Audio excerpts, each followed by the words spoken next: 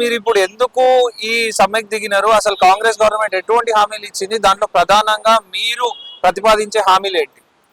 మేము ఈ ప్రభుత్వం ముందు 32 సమస్యలు డిమాండ్ పెట్టినాము.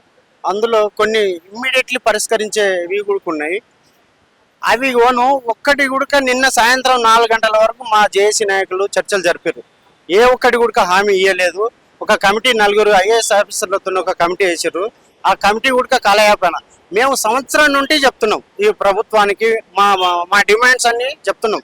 2019లో ఇదే ముఖ్యమంత్రి అప్పుడు ప్రతిపక్షంలో ఉన్నాడు. కేసీఆర్ ముఖ్యమంత్రి ఉన్నప్పుడు సరూర్ స్టేడియానికి వచ్చి నేను మా గవర్నమెంట్ వస్తుంది ప్రభుత్వంలో విలీనం చేస్తాము, మీ డిమాండ్లన్నీ మేము నెరవేర్స్తామని చెప్పింది ఇదే ముఖ్యమంత్రి. ఇప్పుడు ముఖ్యమంత్రి అయి కూర్చున్నాడు, ఇంతవరకు స్పందిస్తలేడు. ముఖ్యమంత్రి జోక్యం చేసుకోవాలి, ఇమ్మీడియట్లీ సమస్యలు పరిష్కరించాలని విజ్ఞప్తి చేస్తున్నాం. సో మీరు ప్రస్తావించిన 32 అంశాల్లో 29 అంశాలు ఇమీడియట్ గా పరిష్కరించేటివే అని చెప్పేసి ట్రాన్స్పోర్ట్ మినిస్టర్ చెప్తున్నారు. కానీ ఆ 29ని కూడా ఎందుకు ఇంప్లిమెంట్ చేయలేకపోతున్నారని మీరు అనుకుంటున్నారు? 29 నిజంగానే ఒకవేళ నిన్న చెప్పినుంటే మా జేఏసీ నాయకులు కన్విన్స్ అయ్యేవాళ్ళు. వాళ్ళకి ఆ శుద్ధశుద్ధి లేదు. ఎట్టి పరిస్థితుల్లో సమ్మెను విచ్ఛిన్నం చేయాలని ఇవన్నీ లీకులు ఇస్తున్నాడు. కాబట్టి నిన్న డైరెక్ట్ మా ప్రతినిధులు వచ్చినప్పుడు అక్కడనే మాట్లాడితే అయిపోతుండే. అవన్నీ ఇగో చెప్పేది ఒకటి ఉంటుంది, చేసేది ఒకటి ఉంటుంది. కాబట్టి మాకు ఇమ్మీడియట్లీ ముఖ్యమంత్రి జోక్యం చేసుకొని ఈ సమస్యలు పరిష్కరించి ఈ సమ్మెను క్లోజ్ చేయాలని ట్రాన్స్పోర్ట్ మినిస్టర్ మాట్లాడుతూ ఆర్టీసీ కార్మికులు మా గుండె లాంటి వాళ్ళు, మేము గుండెల్లో పెట్టి చూసుకుంటాం, మీరు ఇట్లా నిరసనకు దిగి సాధారణ ట్రాన్స్పోర్ట్ అంటే ఎవరైతే బస్సుల్లో రెగ్యులర్ గా తిరుగుతారో వాళ్ళని ఇబ్బంది పెట్టద్దు రిక్వెస్ట్ చేస్తున్నా అని మాట్లాడుతున్నారు. దీన్ని ఎట్లా చూడొచ్చు?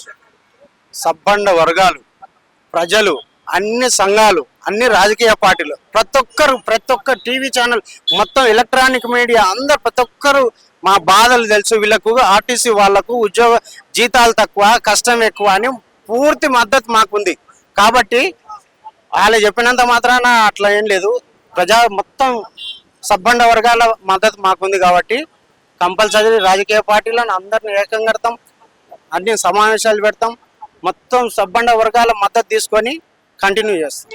మీ సమ్మెకి సంబంధించి ఏ రాజకీయ పార్టీలు మీకు మద్దతు తెలుపుతున్నాయి? ఎవరు మీ వెనకాల నిలబడి గట్టిగా సపోర్ట్ చేస్తున్నారు? వెనకాల అనేది కాదు కానీ మాది న్యాయమైన డిమాండ్లు ఉన్నాయి. అందుకొరకే ప్రతి ఒక్కరు స్పందించి ప్రతి ఒక్కరు మద్దతు. ఉదయమే మన మందకృష్ణ మాదేవ దగ్గరికి వెళ్ళాం, ఆయన పూర్తి మద్దతు తెలియజేసిండు. ఇంకా ప్రతి ఉద్యమ నాయకుల దగ్గరకు పోతాం, రాజకీయ పార్టీల అందరి దగ్గరికి వెళ్ళి మా సమస్యలు చెప్తాం, కంపల్సరీ మద్దతు కూడా కట్టుకుంటాం. కానీ ఈ ముఖ్యమంత్రి ఇంతవరకు స్పందించలేదు. ఇది చాలా బాధాకరం.